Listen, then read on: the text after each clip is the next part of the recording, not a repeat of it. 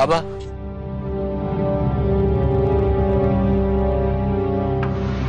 ही अमृता माझी बायको.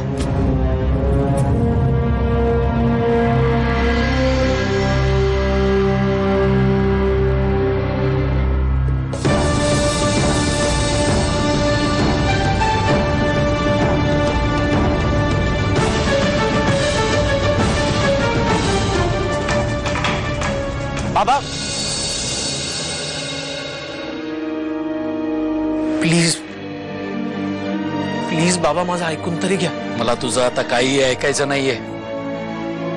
तुला काय वाटलं दरवेळी तू वाटेल तसा वागणार आणि आम्ही ते समजावून घेत बसणार, सहन करत बसणार? तुझी ही नाटकं आता ताबडतोब बंद कर. बाबा,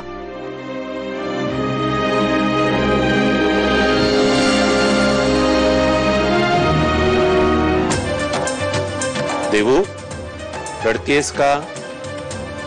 सांग ग.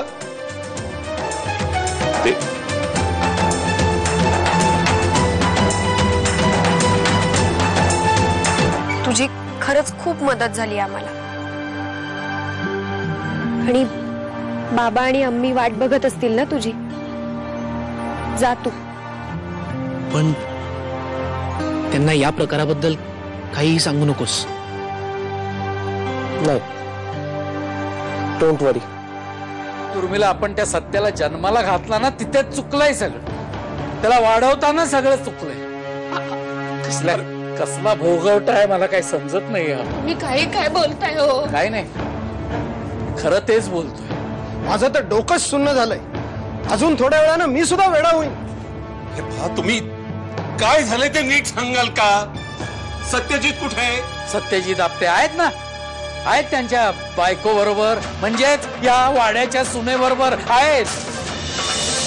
सत्यजित आपटे. आपण वाड्यावर जाऊ. सुरुची आणि मॉन्टूला पण बरोबर घेऊन जाऊ. सत्या, अगं, आपल्या बरोबर नक्की काय घडलंय हे सांगायला कोणी नको का? तू चल, तू उगाच फार विचार करू नकोस. सत्या,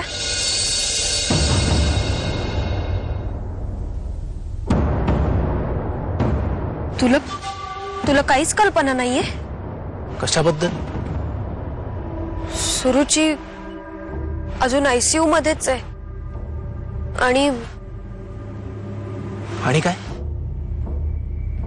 आणि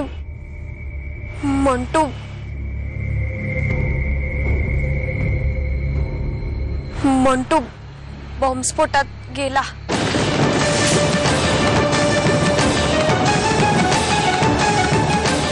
सत्या,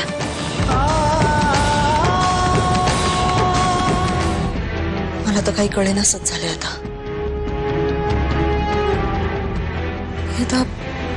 अमृताचं लग्न जावेद बरोबर झालंय, तरी सुद्धा सत्या तिला कशाला बघायला गेलाय, पण तेही या अवस्थेत. मलाही तोच प्रश्न पडलाय ना. मला वाटतं आपण अमृताला भेटायला पाहिजे याबाबतीत. नाही, काही गरज नाही.